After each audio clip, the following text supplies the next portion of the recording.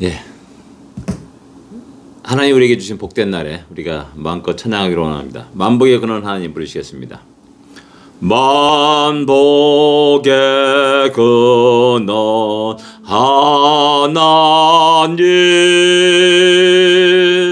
온 백성 찬송 드리고 저 천사여 찬송하세. 찬송 성부 성자 성녀. 아멘.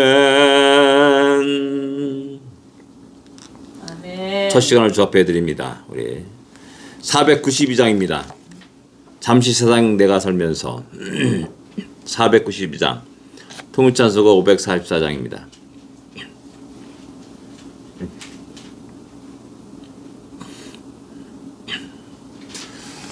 잠시 세상에 내가 살면서 항상 찬송 부르다가 날이 저물어오라 하시며 영광 중에 나가리. 열린 천국문 내가 들어가 세상 짐을 내려놓고 빛난 연료감 받아 쓰고서 주와 함께 길이 살리. 눈물 골짜기 더듬으면서 나의 갈 길 다간 후에 주의 품 안에 내가 안기어 영원토록 살리로다. 열린 천국문 내가 들어가 세상 짐을 내려놓고 빛난 연료관 받아 쓰고서 주와 함께 길이 살리. 나의 가는 길 멀고 험하며 산은 높고 골은 깊어 고난 나의 멈출 것 없어도 복된 날이 밝아오리.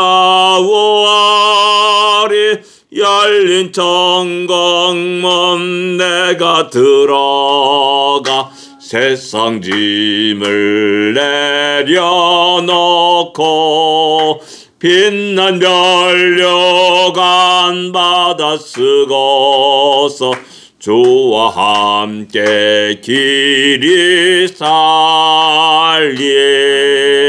한숨 가시고 죽음 없는 날 사모하며 기다리니 내가 그리던 주를 배울 때 나의 기쁨 넘치리라. 열린 천국문 내가 들어가 세상 짐을 내려놓고 빛난 연료관 받아 쓰고서 주와 함께 길이 살림.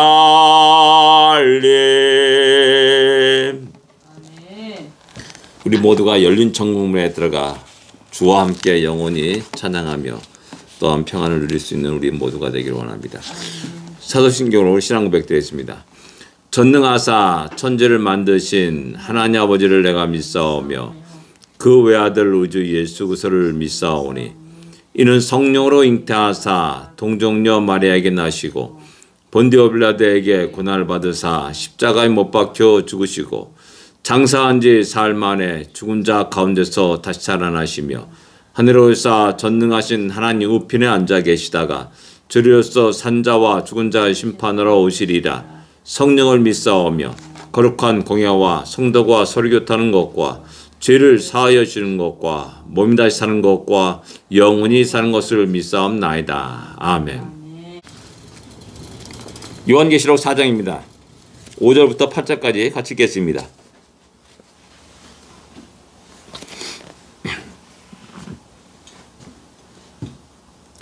(5절부터 8절까지) 같이 읽겠습니다.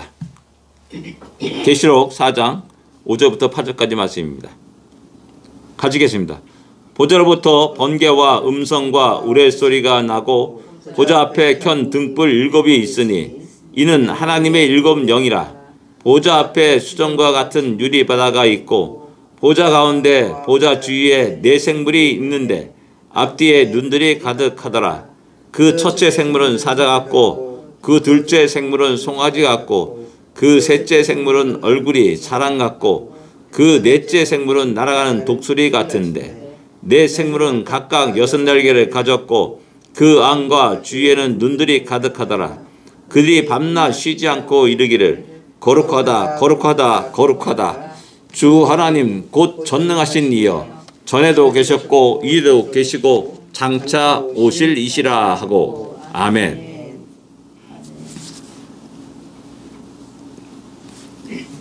우리가 이게 영화를 볼 때 이게 우리 스마트폰으로 이제 영화 이렇게 잠깐 이렇게 보는 것과 지금 17인치, 75인치 이런 장면을 놓고 그 영화를 보는 것과 극장에 가서 대형 스크린에서 영화를 보는 것과 뭐 IMAX 영화를 보는 것과 3D 영화를 보는 것과 그 모든 것이 다르다라는 사실입니다. 그러니까 이 요한계시를 보면서 이게 글자는 평면입니다. 근데 이 글자를 읽으면서 우리는 하늘의 세계를 갖다가 이렇게 그릴 수 있어야 됩니다. 그것도 작은 스마트폰으로 보는 그런 그림이 아니라 아이맥스보다 더 큰 거대한 장면을 우리는 상상할 수 있어야 됩니다. 저기 뒤에 이제 풍속화가라는 책이 있습니다. 이렇게 두꺼운 책인데 제가 이제 심심하면 한 번씩 들춰봅니다. 왕의 행렬과 뭐 연애하는 장면들이 아주 자세하게 기록되어 있습니다. 근데 이제 저렇게 작은 책이니까 이게 무슨 뭐 대단한 거냐 생각하지만 실제로는 굉장히 큰 뭐 병풍 같은 그런 그림이겠죠. 그럼 더욱더 실감이 나겠다라는 사실입니다. 오늘의 이런 요한계시록의 장면들도 그러한 것과 비슷하게 우리가 상상할 수 있어야 되고 또 그릴 수 있어야 된다는 사실입니다. 그래서 이제 그 그림의 그 모든 것들을 한번 살펴볼 수 있기를 원합니다. 그 그림이 별 볼일 없으면은 우리는 하늘의 소망을 가질 필요가 없습니다. 그러나 그 모든 그림 속에 참으로 하나님의 영광이 드러나고 있고 또 그 웅장함과 또 그 앞에 우리가 두려워 떨지 않을 수밖에 없는 그런 상황을 우리에게 보여주고 있다는 사실입니다. 5절에 보면 보좌로부터 음성과 번개와 음성과 우레소리가 나고라는 게 이렇게 기록하고 있습니다. 번개, 우레소리, 그 다음에 소리 이런 모든 것들은 주의 임자심을 하나님의 임자심이 나타날 때 나타나는 어떤 일들이라고 할 수 있습니다. 그건 뭐냐면 우리 시내산에서 하나님은 이렇게 그 시내산에 임재하셨습니다. 우레소리, 번개, 그 다음에 큰 음성들 그런 모든 것들은 그것을 듣는 모든 피조물들은 두려워 떨 수밖에 없는 그런 상황이 되고요. 엎드릴 수밖에 없습니다. 그만큼 하나님의 전능하심이 하나님의 주되심을 갖다가 나타내시면서 우리 가운데 임재하는 장면이 시내산에서 나타났습니다. 그 장면을 그대로 그리고 있는 겁니다. 하늘의 영광이 바로 그런 모습입니다. 그 다음에 이어서 또 보좌 앞에 켠 7 등불과 또 수정과 같은 바다, 유리바다가 보좌 가운데 보좌 주위에 또 네 생물이 있다라고 이렇게 말씀하고 있습니다. 이런 장면들은 어떻게 보면은 가만히 생각하면은 성막의 장면하고 흡사하다는 사실을 볼 수가 있습니다. 성막에 지성소에 법궤가 있고요. 그 위에 법궤를 덮고 있는 그 뚜껑이라고 하시는 그것이 뭐냐면은 쉬운 자입니다. 쉬운 자. 보좌는 아니지만은 하나님이 그곳에서 임재해서 그곳에서 은혜를 베푸신 자리다라는 말 의미로서 쉬운 자라라고 이렇게 말씀하고 있습니다. 그리고 그 성소에는 등대가 있습니다. 그 등대는 그 성소를 비치게 됩니다.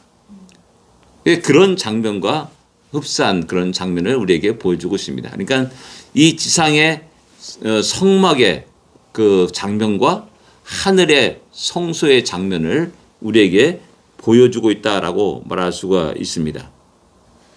그 다음에 네 생물이 주위에 있다라고 이렇게 말씀합니다. 네 생물은 하나는 사자 같고 하나는 송아지 같고 하나는 사람 얼굴 같고 하나는 독수리 같다라고 이렇게 말씀하고 있습니다. 이런 모든 것들이 또 역시 에스겔에서 나오는 그런 일장에서 나오는 그런 장면들과 또 같이 매치가 되고 있다는 사실을 보게 됩니다. 그러니까 이거 보면 구약의 어떤 그런 장면들, 하나님이 임재하시는 장면들 그런 것들이 많이 이제 계시록에서 이제 하나로 뭉쳐지고 또 종합되고 하는 그런 장면들을 볼 수가 있습니다. 그러니까 계시록은 모든 성경의 결론이고 완성이라 이렇게 말할 수가 있는 것입니다. 근데 그 네 생물들이 독수리, 사자, 송아지 또 우리가 사람 같은 뭐 얼굴을 갖고 있다라는 게 그런 모든 것들이 우리가 친히 알 수 있는 그 이름만 대도 어떤 모습을 상상할 수 있는 그런 쉬운 그런 동물들이라는 겁니다. 사자, 동물의 왕, 맹수, 가장 힘이 센 그 동물, 독수리, 뭐 하늘의 제왕, 뭐 이렇게 얘기하고 있지 않습니까? 그 다음에 여러분 송아지, 왜 송아지를 그렸을까? 라고 이렇게 생각됩니다. 송아지 딱 하면 떠오르는 게 뭡니까? 네? 여리고 그 다음에 온순하기도 하고 그냥 순진하다랄까? 저는 송아지가 뛰는 모습을 이렇게 그 시골에 어렸을 때 시골 가가지고 많이 봤습니다. 참 신기하고 어떻게 보면 이렇게 송아지 보면 내 마음이 둥둥 뜹니다. 막 바닥바닥 뛰는 그런 모습들하고 그런 것들이 나를 이렇게 흥분시키고 막 기분 좋게 하고 그런 것들을 보게 됩니다. 어떻게 보면 온순하고 온유하고 하는 그런 모습들. 그 다음에 제물로 사용되지 않습니까? 송아지가. 그런 의미 속에서 또 그렇게 우리가 받아들일 수 있고요. 그 다음에 사람, 지성과 만물의 영장, 뭐 우리가 다 알고 있는. 그러니까 이런 모든 것들이 우리 하나님의 품성, 성품 그런 것들을 종합하는 그런 상징의 네 동물이라 이렇게 말할 수가 있습니다. 그들이 찬양을 합니다. 거룩하다, 거룩하다, 거룩하다. 하나님께 찬양을 하는데 피조물된 자로서 가장 먼저 거룩하신 하나님을 찬양합니다.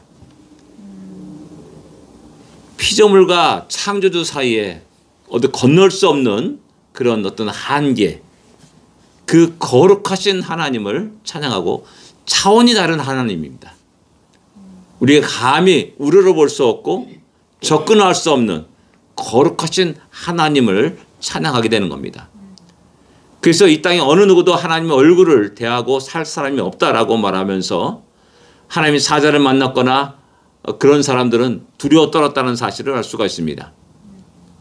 그리고 정소와 지성소를 또 나눴고 함부로 그곳에 들어오지 못하도록 1년에 겨우 한 번씩 대지상이 모든 백성들의 피를, 죄를 상징하는 피를 가지고 그 지성소에 1년에 한 차례만 들어갔을 뿐이라는 사실입니다. 그렇게 거룩하고 거룩하신 하나님을 찬양합니다. 그 다음에 이어서 전능하신 이여라고 말씀하고 있고, 전에도 계셨고 이제도 계시고 또 다시 오실 일이라, 장차 오실 일이라 라고 말씀합니다. 장차 오실 일이라 하면, 오실 분이다 한다면 우리는 믿는 자는 본능적으로 그분이 누군지를 갖다가 정확하게 합니다. 누굽니까? 다시 오실 우리 주님을 우리에게 말씀하고 있습니다. 그분이 찬양받으시고 영광을 받으신다는 사실입니다.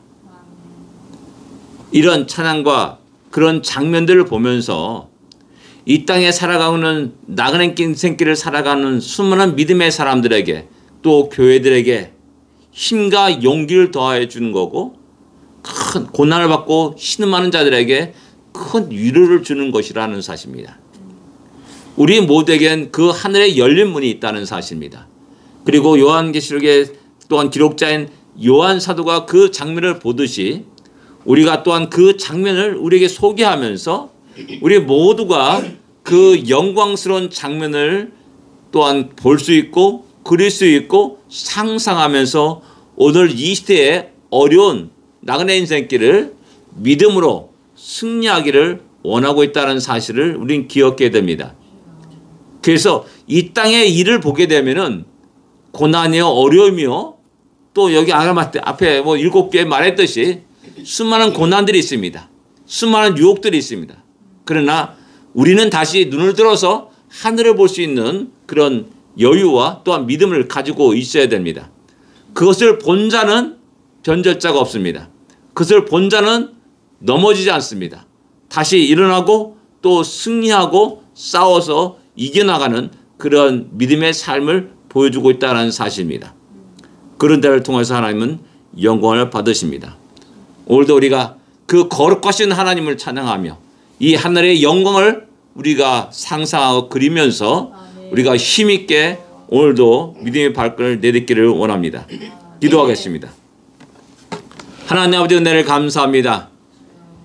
영광의 하늘의 장면들을 우리에게 보여주심을 감사합니다.